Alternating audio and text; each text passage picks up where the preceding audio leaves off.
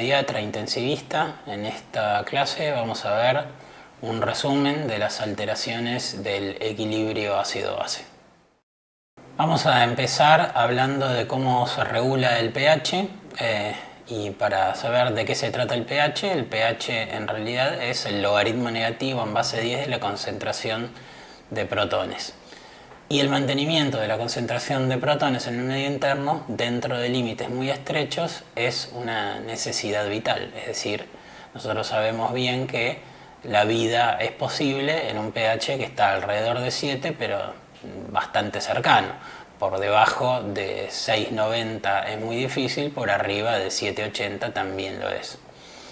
Así que cuando se presentan alteraciones crónicas en el pH, como pueden verse en acidosis tubulares renales, uno lo va a ver clínicamente como afectaciones del crecimiento y el desarrollo, mientras que los trastornos agudos generan signos agudos graves y potencialmente letales.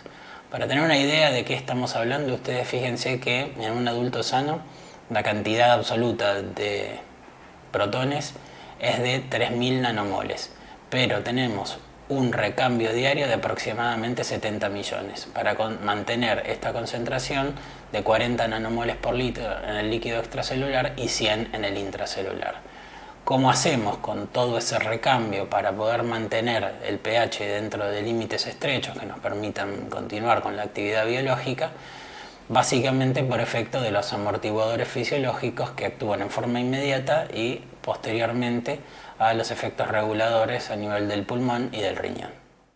Al ser el pH el logaritmo negativo en base 10 de la concentración de protones, va a tener una relación inversa. Es decir, a medida que el pH baja, habla de mayor concentración de protones, a medida que el pH sube, habla de menor concentración de protones.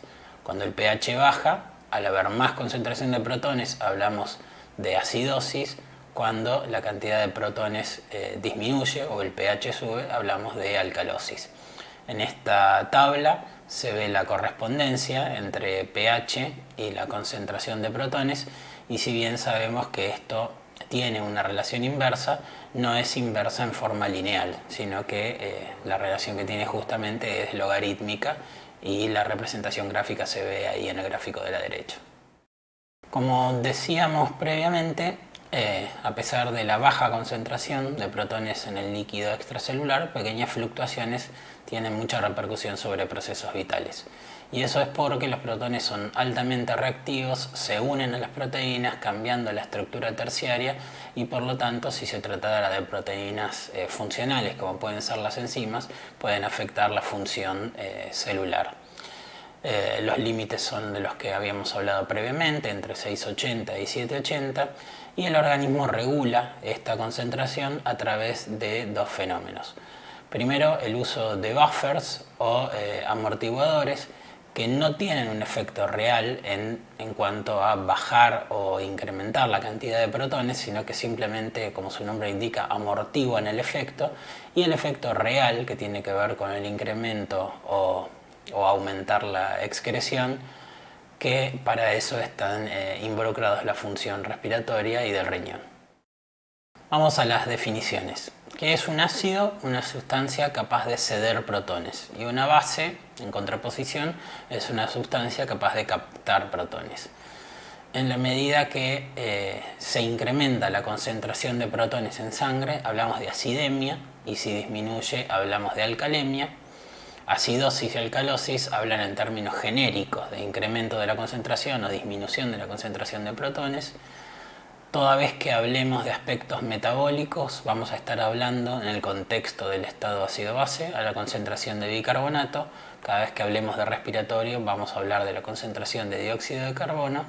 Y el anión restante, brecha aniónica o anión gap, es la diferencia entre las concentraciones que hay de los cationes y de sus aniones acompañantes.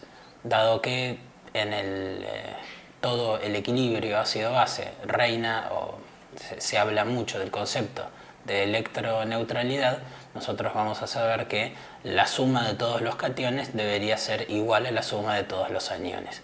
En la medida que esto no sea igual, es que habrá alguna parte ahí de aniones específicamente, que existe porque la electroneutralidad no cambia, pero que no pueden ser medidos. Vamos a empezar a hablar de los buffers. El principal producto ácido del metabolismo celular es el dióxido de carbono, que representa un 98% de la carga ácido total. Hablamos de ácido aunque no sea un ácido estricto, ya que no contiene protones, pero es un ácido potencial porque a través de la anhidrasa carbónica se hidrata generando ácido carbónico. Es decir, veamos ahí la secuencia de reacciones. El ácido carbónico resulta de la combinación de dióxido de carbono con agua, que va a generar justamente ácido carbónico y que luego se disocia en bicarbonato y protón. Entonces, ¿cómo es que funcionan los buffers? Los buffers son una combinación de ácido y base adentro en un mismo sistema. ¿Y qué significa cuando hablamos del pK de un buffer? Es el valor de pH en el cual el ácido se encuentra disociado en un 50%. O sea que encontramos el 50% a la izquierda de la primera ecuación y el 50% a la derecha de la ecuación. ¿Qué pasa con el amortiguador ácido carbónico bicarbonato? Lo que tiene de interesante. Lo que tiene de interesante es que está presente en todos los medios intra y extracelulares, que tiene una elevada concentración en el lecho extracelular, 24 milimoles por litro, y que es un sistema abierto. El dióxido de carbono se regula en el pulmón y el bicarbonato se regula por el riñón. Esto es lo que incrementa la efectividad de este sistema. Aún a condición de que su pK no esté cerca de 7, que es en definitiva lo que queremos sostener porque es el pH en el cual se desarrollan las actividades biológicas normales. Pero estas tres características hacen que sea el más importante o el más eficiente del organismo. Otros buffers relevantes que tienen pK que están más cercanos a 740, que es el pH neutro, son las proteínas, el fosfato y la amortiguación ósea, pero dado que su concentración es mucho menor, no tienen el impacto que tiene el buffer ácido carbónico bicarbonato. La ventilación regula la concentración de ácido del organismo, manteniendo la presión parcial de dióxido de carbono en la sangre, ¿sí? O sea, a través de la hematosis.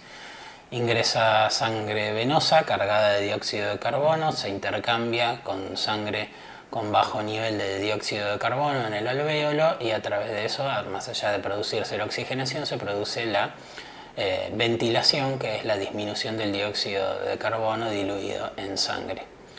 La concentración de ácido carbónico en el líquido extracelular es proporcional a la PCO2 o a la presión de dióxido de carbono en sangre. Y la presión de dióxido de carbono en sangre es proporcional a la presión alveolar de dióxido de carbono. En la medida que la presión de dióxido de carbono en sangre es mayor, va a haber un gradiente de concentración para que pase de la vena al alvéolo y se pueda producir el proceso de ventilación.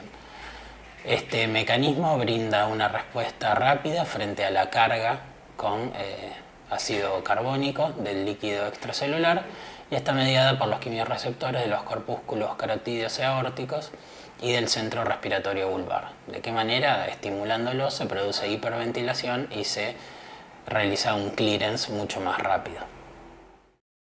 Con respecto a la compensación renal, es más lenta que el efecto respiratorio, claramente porque no es un gas, no es un ácido volátil como si lo es el ácido carbónico, pero el riñón es el que tiene la función de ser el principal órgano implicado en la regulación del estado ácido-base. ¿Y cuáles son las razones para convertirse en el principal?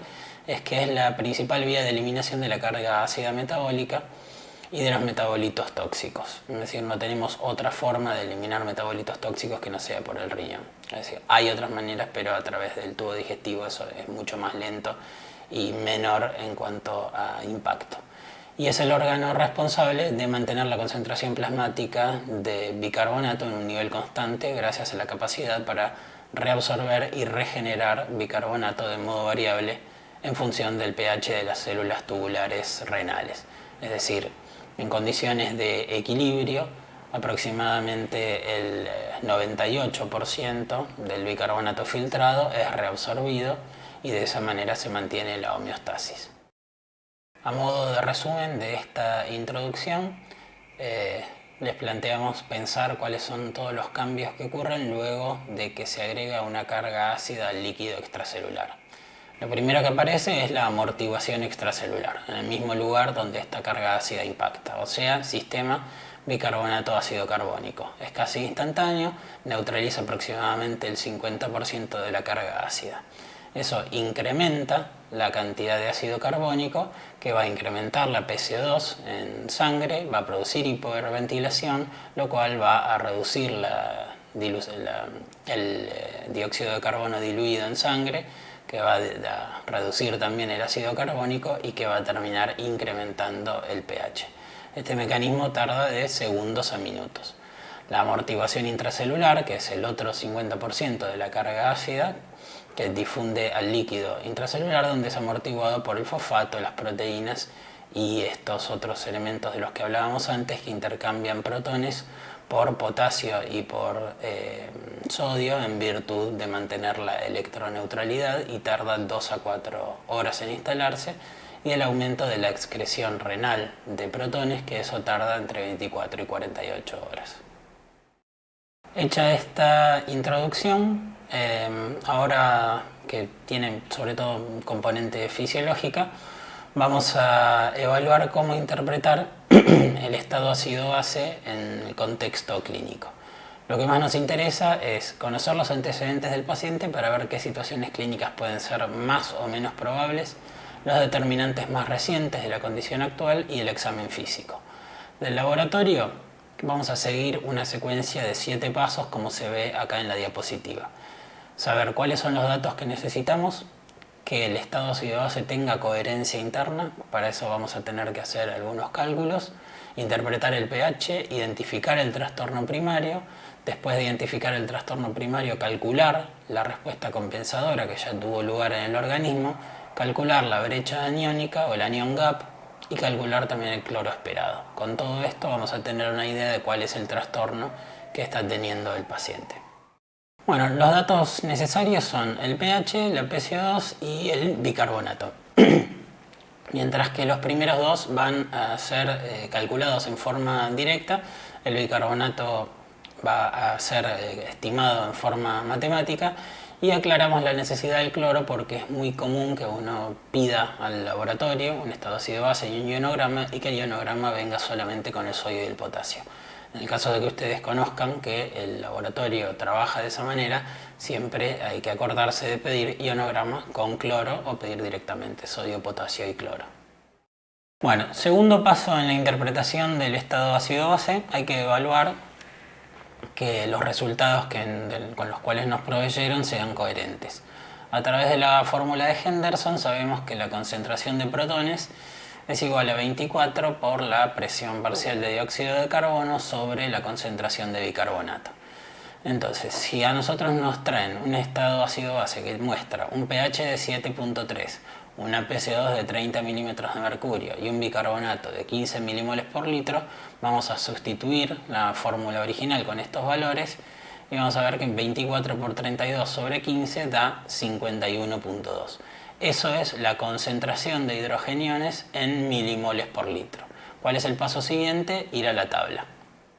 De acuerdo a la tabla, vamos a ver que para un valor de 50 milimoles por litro le corresponde un pH de 7.30, que es el mismo que nos informaron. Por lo tanto, podemos decir que se trata de un estado ácido-base coherente. Tercer paso en la interpretación del pH, en la interpretación del estado ácido-base, justamente hacer la interpretación del pH. Toda respuesta compensadora involucra una modificación parcial en dirección al pH neutro, y ninguna respuesta sobrecorrige el trastorno primario. Esto es algo fundamental que uno tiene que tener en la cabeza como para poder entender cuál es la lógica de los cambios en el medio interno. Ninguna respuesta sobrecorrige al trastorno primario. Así que vamos a leer el pH como para identificar cuál es este trastorno primario. Si el pH es mayor a 7.40, va a haber que identificar causas respiratorias o metabólicas de alcalosis. Si el pH es menor a 7,40, identificar causas respiratorias o metabólicas, que como veíamos antes, todo lo respiratorio lo relacionamos con dióxido de carbono, lo metabólico con bicarbonato de acidosis. Y en caso de tener pH neutro, pasar al paso 4. Cuarto paso, en la interpretación del estado ácido-base, la identificación del trastorno primario. Como veíamos antes, si tenemos dos componentes que son metabólico y respiratorio y dos trastornos, acidosis o alcalosis, vamos a tener 4 situaciones clínicas posibles. En la medida que el bicarbonato esté bajo, vamos a hablar de acidosis metabólica que puede cursar con un pH normal o disminuido. En la medida que se incremente el dióxido de carbono, vamos a hablar de acidosis respiratoria, también con un pH normal o disminuido. Para alcalosis metabólica, un incremento del bicarbonato, y para alcalosis respiratoria, una disminución del dióxido de carbono, ambos también con pH normal o disminuido. Si el pH va en la misma dirección que el trastorno primario, va a haber acidosis con acidemia o alcalosis con alcalemia. Acuérdense de las definiciones que veíamos al principio. La acidosis va a hablar de una disminución del bicarbonato o de un incremento del dióxido de carbono, pero no habla de cuál es el pH en sangre. Así que si el pH en sangre va en esa misma dirección, hablamos de estos trastornos que son acidemia o alcalemia. ¿Qué sigue a esto? El cálculo de la respuesta compensadora del organismo. Nosotros ya vimos que todo cambio genera una respuesta compensadora. ¿Cuál es el objetivo? Identificar algunos otros trastornos asociados. Acuérdense que en trastornos simples la variable compensadora siempre se mueve en la misma dirección que el trastorno primario. En el quinto paso vamos a evaluar la respuesta compensadora. Y como decíamos antes, la compensación siempre es en el mismo sentido. Entonces, si hay una acidosis metabólica que identificamos por un descenso del bicarbonato, ¿qué esperamos como compensación? Que haya un descenso del dióxido de carbono con esa relación que vemos ahí en pantalla. Con respecto a la alcalosis metabólica, incremento de bicarbonato, también va a haber como respuesta un incremento de la presión parcial de dióxido de carbono. Y con respecto a la acidosis respiratoria y alcalosis respiratoria pasa exactamente lo mismo como se ve acá en la pantalla. La única distinción que uno hace en esto es con respecto a la compensación de la acidosis respiratoria. Como veíamos bien al principio, los cambios renales tardan en instalarse, por eso es diferente la compensación que se puede dar en una acidosis respiratoria aguda y con respecto a una acidosis respiratoria crónica. Ahora, si la respuesta compensadora cae por fuera de las bandas de compensación aceptadas, podemos estar ante la presencia de un trastorno mixto, como vamos a ver más adelante. El sexto paso es el cálculo del anion gap o de la brecha aniónica. ¿Qué es lo que tenemos que pensar? Al principio hablábamos de electroneutralidad. Electroneutralidad es esto que está ahí abajo. El sodio menos el cloro menos el bicarbonato tienen que dar esta fórmula en la cual tenderían, si todo estuviera medido, a que fuese cero. Fíjense lo que pasa en el estado normal. En el estado normal tenemos 140 milequivalentes por litro de sodio. Y eso es la fuerza positiva aportada por los cationes. La fuerza aportada o la concentración aportada por los aniones debería ser también de 140. Ahora, ¿qué pasa cuando medimos? Cuando lo medimos vemos que el cloro más el bicarbonato nos da 128, o sea, no equilibra a los 140. Esos 12 que faltan es el gap aniónico. Y eso es una serie de aniones, o sea, moléculas cargadas negativamente, que compensan al sodio para mantener la electroneutralidad, pero que no son medibles en el laboratorio. Entonces, cuando nosotros alteramos esta situación normal, vamos a ver diferentes comportamientos de este gap aniónico. Fíjense el gráfico que sigue al normal, que es la acidosis metabólica con anión gap normal. Esto es típico de encontrar en diarreas y sobre todo en pacientes que luego de haber estado con pérdidas por vía gastrointestinal reciben aporte de fluidos como cloruro de sodio isotónico. Entonces, en ese caso, ¿qué vamos a ver? Vamos a ver que hay pérdida de bicarbonato, que el anión gap se mantiene normal y entonces lo que se ve es esto que se llama hipercloremia. Al lado volvemos a ver otra situación en la cual puede ser, por ejemplo, una acidosis láctica. Frente a una acidosis láctica hay pérdida de bicarbonato también, porque se está usando para compensar los ácidos que se encuentran en el organismo, pero esos aniones no son medibles, entonces la brecha aniónica se va a incrementar. O en situaciones de alcalosis metabólica, en la cual hay un incremento del bicarbonato, el anion gap se mantiene de la misma manera y el que se reduce justamente es el cloro. O sea, la alcalosis metabólica cursa con hipocloremia. Entonces, la idea que tenemos que tener es esto. Por un lado sumamos el cloro y el bicarbonato, por el otro lado se lo restamos al sodio y la diferencia normal que esperamos encontrar en esto es 12. Si está incrementado hay que buscar alguna otra cosa. Continuamos con el cálculo del anion gap. El delta anion gap o el delta brecha aniónica, ¿qué significa? La brecha aniónica normal y la brecha aniónica del paciente y la diferencia que puede haber entre ambos. Cuando uno calcula la brecha, el delta brecha aniónica más el bicarbonato que uno está evaluando en este momento, o sea, el bicarbonato que les dan a ustedes con el resultado del laboratorio, debería ser igual al bicarbonato pre-trastorno que traía el paciente. ¿Y para qué nos sirve calcular esto? Para orientar sobre el origen de la acidosis metabólica.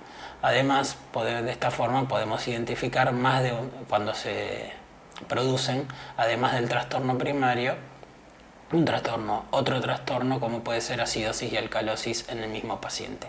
Incluso podríamos llegar a encontrar en un paciente trastornos triples como acidosis metabólica, alcalosis metabólica y una acidosis o alcalosis respiratoria. Esto sería el máximo de trastornos que puede tener un paciente porque nadie puede hipoventilar e hiperventilar simultáneamente. Así que un trastorno respiratorio más 2 trastornos metabólicos son posibles de encontrar en un paciente. Entonces, ¿qué hacemos? Acá están las 3 situaciones posibles. Yo calculo la brecha aniónica y calculo el delta de bicarbonato. Cuando los voy a medir son iguales. Eso es una acidosis metabólica simple con ácidos fijos, ¿sí? O sea, la pérdida de bicarbonato, fíjense los gráficos que veíamos en la diapositiva anterior, iguala al incremento de la brecha aniónica. Otra de las situaciones posibles es que el delta de brecha aniónica sea superior al delta de bicarbonato. Y eso es una acidosis más una alcalosis metabólica. Por ahí el paciente era un respiratorio crónico que tenía acidosis respiratoria, entonces el organismo como compensación estaba generando una alcalosis metabólica y en ese paciente se instaló una diarrea que lo hizo perder bicarbonato. Entonces ahí uno empieza a encontrar este tipo de trastornos que cursan con hipocloremia. La tercera de las situaciones posibles es que el delta anion gap sea menor al delta de bicarbonato y este es el caso típico de acidosis metabólica por descenso de bicarbonato que cursa con hipercloremia. Séptimo paso es calcular el cloro esperado e interpretar la situación clínica que puede estar asociada. En el equilibrio, la concentración de cloro es aproximadamente 75% de la concentración de sodio. O sea que por el principio de electroneutralidad, el delta de cloro que nosotros observemos va a tener que ser igual al delta de bicarbonato más el delta de la brecha aniónica. Nosotros sabemos que tenemos ahí 140 miliequivalentes por litro que hay que compensar desde el lado de los aniones, entonces si uno baja o sube, los otros dos se tienen que mover en la dirección opuesta. Para calcular el delta de cloro, ¿qué es lo que estamos esperando? O sea, ¿para qué nos puede servir? Puede servir para identificar la causa de la acidosis metabólica, o sea, si se trata de ganancia de ácidos o de pérdida de bicarbonatos, o la presencia de una alcalosis metabólica asociada, también como veíamos antes. En acidosis metabólica hay que calcular el delta cloro y ahí miramos. Si la concentración de cloro real es mayor que la concentración de cloro esperado, o sea, estamos en hipercloremia, vamos a ir a un segundo paso y calcular el delta de cloro. Si el delta de cloro equipara más o menos la pérdida de bicarbonato, en definitiva este paciente perdió bicarbonato. Si el delta de cloro es menor a la pérdida de bicarbonato, lo que le pasó a este paciente es que ganó ácidos. Esa sería la situación en hipercloremia. Y si el cloro real es menor al cloro esperado, o sea, hipocloremia, hay que buscar a ver qué pasó con el delta cloro. El delta cloro, si equipara más o menos al incremento de la brecha aniónica, en definitiva vamos a estar ante la presencia de una acidosis metabólica más una alcalosis metabólica. Hasta acá la interpretación como para poder identificar el trastorno primario, la compensación del organismo, poder identificar trastornos asociados y tener una idea de qué le está pasando al paciente. En el texto que acompaña a esta clase van a poder encontrar ejemplos clínicos que van a ayudarlos a atravesar estos 7 pasos y hacer que todo esto se vea de una manera más fluida.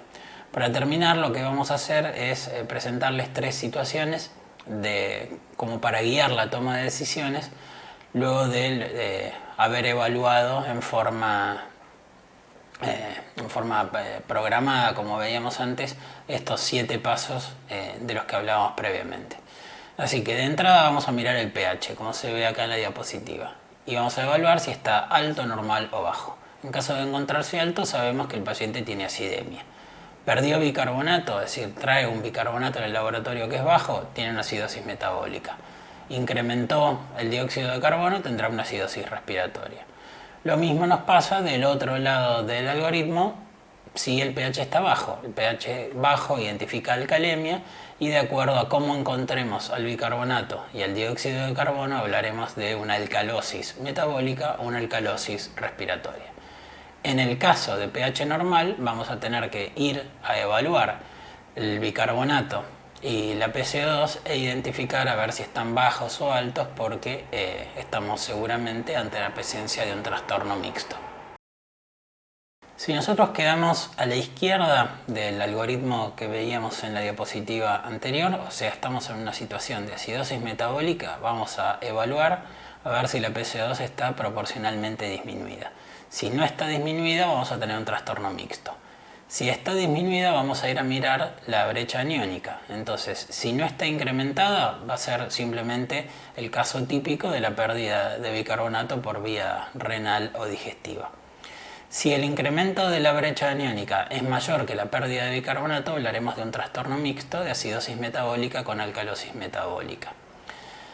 En el caso de que la brecha aniónica esté aumentada, pero que no sea mayor, el bicarbonato, vamos a ir a buscar algunos otros ácidos. ¿Encontramos cetonemia o cetonuria?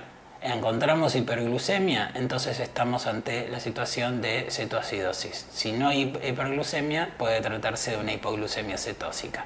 Si no encontramos cetonuria, vamos a ir a buscar algún otro ácido que pueda estar ocupando este lugar de la brecha aniónica. Si hubo hipoxia, podemos identificar acidosis láctica de tipo 1.